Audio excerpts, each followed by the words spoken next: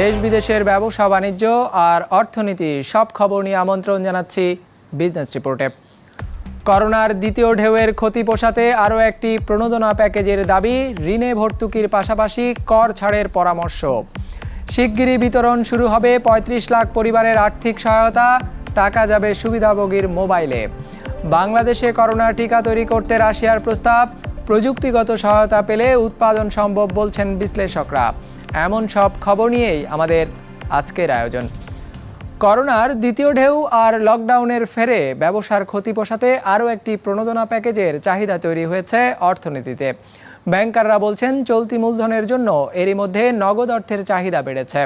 যদিও তারা চান ঋণ নয়, নতুন প্রণোদনা দেওয়া হোক কর ছাড় আর নীতি সহায়তার মাধ্যমে। করোনার ধাক্কা সামলাতে ক্ষুদ্র ও মাঝারি উদ্যোক্তাদের ১,৩০০ কোটি টাকারও বেশি ঋণ দিয়েছে ব্র্যাক ব্যাংক প্রণোদনা প্যাকেজের আওতায় গেল এক বছরে, যা ব্যবহার করে জানুয়ারি নাগাদ অন্তত ৯০% ঋণ গ্রহীতা নিজেদের ব্যবসা আগের পর্যায়ে নিতে পেরেছিল বলে প্রতিষ্ঠানটির একটি জরিপে উঠে এসেছে। কিন্তু এখন করোনার এই দ্বিতীয় ঢেউ আর লকডাউন সেই পরিস্থিতি বদলে দিয়েছে। একটা প্যাকেজ তো অবশ্যই প্রয়োজন, এবং এই প্যাকেজটা আমি মনে করি আগের প্যাকেজের থেকে আরো শিথিল, মানে কিছু সাপোর্ট প্রয়োজন এখানে ব্যবসায়ীদেরকে ঘুরে দাঁড়ানোর জন্য। কারণ এই ব্যবসাটাও মানে এখন যেভাবে যাচ্ছে, এই যে লকডাউন এসে গেল, কিন্তু সেই সিমিলার ওই পিক টাইমেই ঠিক পয়লা বৈশাখ এবং ঈদের ব্যবসার আগে। কোভিড-১৯-এর নেতিবাচক প্রভাব এড়াতে সরকার মোট ২৩টি প্রণোদনা প্যাকেজ ঘোষণা করেছে এ পর্যন্ত, সব মিলে যার পরিমাণ ১,২৪,০৫৩ কোটি টাকা, যার ১,০২,০০০ কোটি টাকায় বিতরণ করা হচ্ছে ব্যাংকের মাধ্যমে ঋণ হিসেবে সুদে ভর্তুকি দিয়ে। এরই মাঝে চলতি লকডাউনের প্রভাবে ক্ষতির হিসেব তুলে ধরে নতুন করে একটি প্রণোদনা প্যাকেজের দাবি তুলেছেন ব্যবসায়ীরা।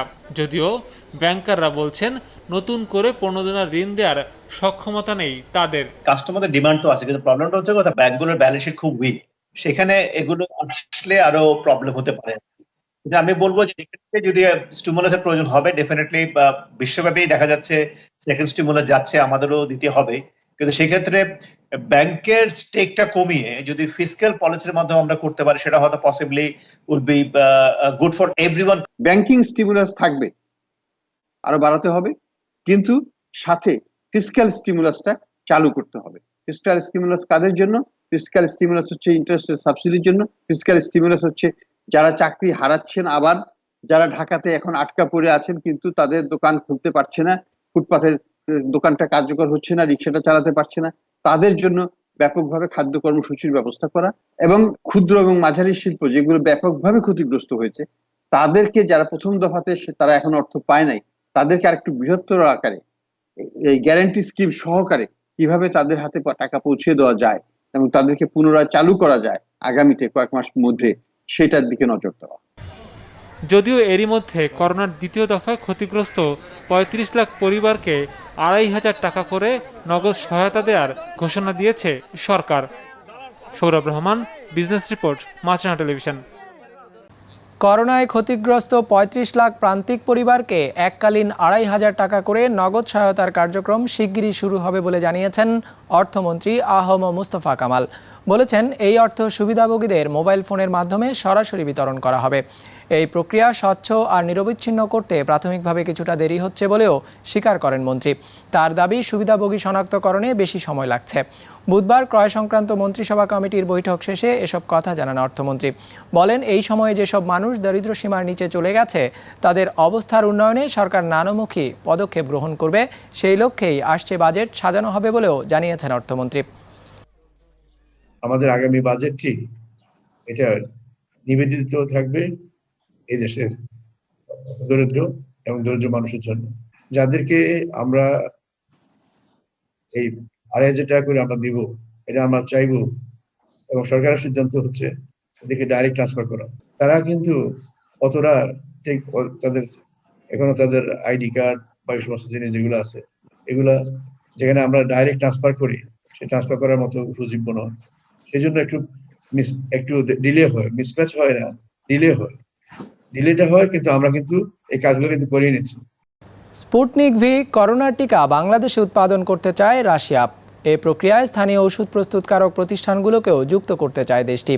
এরই মধ্যে এ সংক্রান্ত একটি প্রস্তাব সরকারের কাছে এসেছে বলে মাছরাঙা টেলিভিশনকে জানিয়েছেন পররাষ্ট্রমন্ত্রী আব্দুল মোমেন। জানিয়েছেন, দেশে উৎপাদন করা গেলে টিকাটি সাশ্রয়ী মূল্যে মিলবে। কথা ছিল ভারত থেকে অক্সফোর্ড অ্যাস্ট্রাজেনেকার টিকা আসবে 3 কোটি ডোজ, কিন্তু উপহার সহ এখনো পর্যন্ত এসেছে এর 1/3 মাত্র।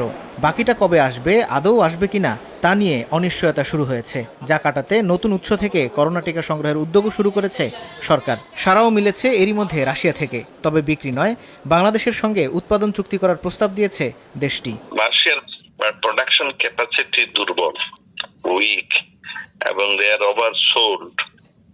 তো সেই কারণে ওরা বলেছে যে আমাদের দেশের নিড তো যে কোনো দেশ থেকে অনেক বেশি।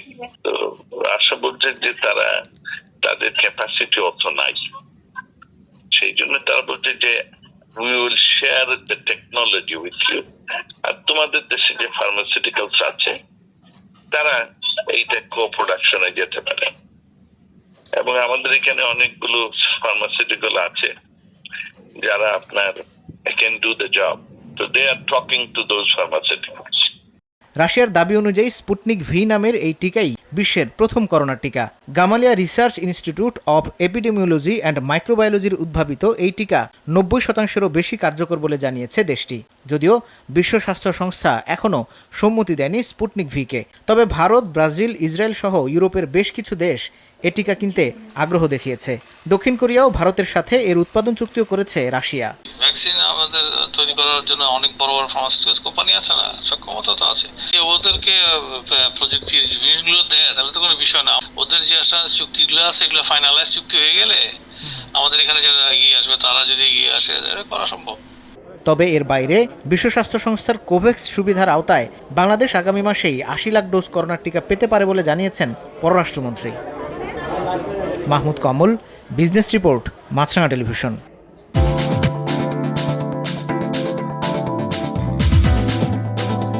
ইতিবাচক ধারায় লেনদেন শেষ হয়েছে ঢাকার শেয়ার বাজারে। সার্বিক সূচক ডিএসইএক্স 1 পয়েন্ট বেড়ে দাঁড়িয়েছে 5423-এ। লেনদেন হয়েছে মোট 776 কোটি টাকার। হাতবদল হওয়া শেয়ার ও মিউচুয়াল ফান্ডের মধ্যে দাম বেড়েছে মাত্র 130টির, আর কমেছে 157টি, আর অপরিবর্তিত রয়েছে 67টির দর। এবার বাজার নিয়ে বিশ্লেষণ শুনবো অ্যালায়েন্স ক্যাপিটাল অ্যাসেট ম্যানেজমেন্টের। লকডাউনের মাঝেও আমরা মার্কেটে একটি ঊর্ধ্বগতি প্রবণতা লক্ষ্য করতে পারছি বিগত লাস্ট কয়েকটি সেশনসে।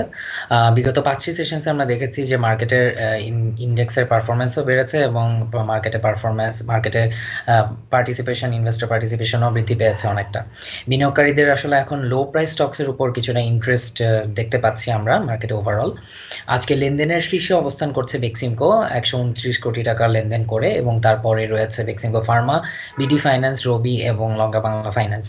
আজকে ইন্ডেক্সের টপ 5 কন্ট্রিবিউটর হিসেবে ছিল ব্যাটবিসি, Beximco Pharma, power grid, Pubali bank এবং রারেকে সিরামিক্স। আজকে ইন্স্যুরেন্স সেক্টর, মিসেলেনিয়াস সেক্টর এবং ফুয়েল অ্যান্ড পাওয়ার সেক্টরের প্রাইস অ্যাপ্রিসিয়েশন করেছে এবং বাকি সবগুলো সেক্টরের প্রাইস কারেকশন হয়। আজকে ইন্স্যুরেন্স সেক্টর 25% কন্ট্রিবিউট করে টার্নওভার লিড করছে, ফলোড বাই মিসেলেনিয়াস সেক্টর এবং financial institution sector. European football তোলপাড় করা $420 কোটি সুপার লিগ শুরুর আগেই সংশয়ে পড়েছে। অঞ্চলটির সেরা 12 ক্লাবের 8টি এরই মধ্যে লিগ থেকে নিজেদের সরিয়ে নেবার ঘোষণা দিয়েছে। করোনায় আর্থিক লোকসানে পড়া বড় ক্লাবগুলোর বিদ্রোহী লিগের ভবিষ্যৎ একরকম অনিশ্চিত হয়ে পড়ল এই ঘটনায়। বিস্তারিত ডেস্ক রিপোর্টে।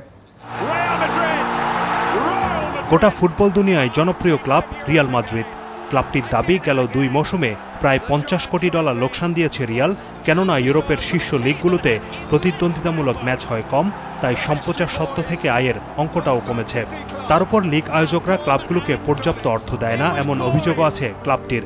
শুধু রিয়ালই নয়, এই অভিযোগ ইংলিশ ফুটবলের প্রায় সব বড় দলের। 16 থেকে 24 বছরের 40% তরুণ এখন আর ফুটবলের প্রতি আগ্রহী নয়, কারণ মানহীন ম্যাচের সংখ্যা এখন অনেক বেশি। তাই তারা বিনোদনের অন্য প্ল্যাটফর্ম খুঁজে নিয়েছে। 2 বছরে 40 কোটি ইউরো লোকসান দিয়েছি, সব ক্লাব মিলে প্রায় 500 কোটি হবে। আমরা খুব খারাপ সময়ের মধ্য দিয়ে যাচ্ছি। এমন আর্থিক সংকট থেকে ক্লাবগুলোকে বের করে আনতে নতুন একটি লিগ আয়োজনের ঘোষণা দেয় ইউরোপের 3 শীর্ষ লিগের 12টি দল। রিয়াল বার্সা ছাড়াও সুপার লিগ ব্রেকঅ্যাওয়ে নামে এই লিগে নাম লেখায় লিভারপুল, চেলসি, ইন্টার মিলানের মতো ক্লাবগুলো। সুপার লিগ কর্তৃপক্ষ জানিয়েছে এই লিগ থেকে প্রতিষ্ঠাতা 12 ক্লাবের মৌসুমে আয় হবে $420 কোটি। মৌসুমের শীর্ষ 6 দল পাবে $42 কোটি করে, যা ইউরোপিয়ান ফুটবলের শক্তি বাড়াতে বড় ভূমিকা রাখবে। আমরা ফুটবলটাকে বাঁচাতে চাই, যাতে আগামী 20 বছর কোনো চিন্তা ছাড়া আমরা চলতে পারি। এটা খুবই ভালো হবে, প্রতিদ্বন্দ্বিতামূলক ম্যাচ হবে, সম্প্রচার সত্ত্ব নিয়ে কোনো চিন্তা করতে হবে না, তাই আয়টাও নিশ্চিত। ইউরোপিয়ান ক্লাব ফুটবলের ইতিহাসে সম্ভবত সবচেয়ে বড় ধাক্কা এটি। ক্লাবগুলোর এমন সিদ্ধান্তকে কোনো দলের সমর্থকরাই মেনে নিতে পারেনি। প্রতিবাদে করোনা মহামারীর মাঝেও রাস্তায় নেমে আসে ফুটবল ভক্তরা। It will kill the game. It will totally kill the game. I'm not interested in European Super League. I think it's all the European Super League is basically money. It's about money, about greed. But what isn't about greed? You know, it's a selfish sport. Super লিগের কড়া সমালোচনা করে এতে অংশ নেওয়া দলগুলোকে ঘরোয়া এবং আন্তর্জাতিক ফুটবলে নিষিদ্ধ করার হুঁশিয়ারি দেয় ইউরোপীয় ফুটবল সংস্থা উয়েফা। শুধু তাই নয়, ফুটবলারদের জাতীয় দলে খেলতে না দেওয়ারও ঘোষণা দেয় সংস্থার প্রেসিডেন্ট। উয়েফার এমন কঠোর অবস্থানে সমর্থন দেয় বিশ্ব ফুটবলের নিয়ন্ত্রক সংস্থা ফিফাও। Selfishness is replacing solidarity. Gentlemen, you made a huge mistake. Some will say it is greed. Others disdain, arrogance, flippancy, or complete ignorance of England's football culture. They need to think not only on their shareholders, but they need to think on all the people, on all the fans, on all those which have contributed to create what European football is today. এমন চতুর্মুখী চাপে মঙ্গলবার super লিগের চুক্তি থেকে সরে আসে English club Liverpool. এরপর একে একে নাম প্রত্যাহার করে নেয় Manchester United, Arsenal, Chelsea, Manchester city এবং টটেনহাম। এছাড়া ইতালিয়ান ক্লাব ইন্টার মিলান এবং স্প্যানিশ ক্লাব অ্যাথলেটিকো মাদ্রিদও সরে আসে তাদের সিদ্ধান্ত থেকে। I want to apologize to all the fan supporters of Liverpool Football Club for the disruption I caused over the past 48 hours. Goes without saying, but should be said, that the project put forward was never going to stand without the support of the fans. সমর্থকদের কাছে ক্লাবগুলোর এমন আত্মসমর্পণই প্রমাণ করে football এমন এক আবেগের নাম যা অর্থের অনেক ঊর্ধ্বে। দর্শক সমর্থকদের ভালোবাসায় যার মূল শক্তি, এগিয়ে যাওয়ার প্রেরণা। শাহাদাত হোসেন, বিজনেস রিপোর্ট, মাছরাঙা টেলিভিশন। চলতি বছর প্রথমবারের মতো নতুন পণ্য বাজারে আনার ঘোষণা দিয়েছে অ্যাপল, যাতে বড়সড় পরিবর্তন আনা হয়েছে আইম্যাকের ডিজাইন এবং এর প্রসেসরে। পরিবর্তনের ছোঁয়া আছে আইপ্যাডেও। এছাড়াও এয়ারটেগ নামে নতুন ডিভাইস নিয়ে এসেছে প্রতিষ্ঠানটি। মঙ্গলবার অ্যাপলের বসন্তকালীন আয়োজনে নতুন এসব পণ্য উন্মোচন করা হয়। বিস্তারিত ডেস্ক রিপোর্টে।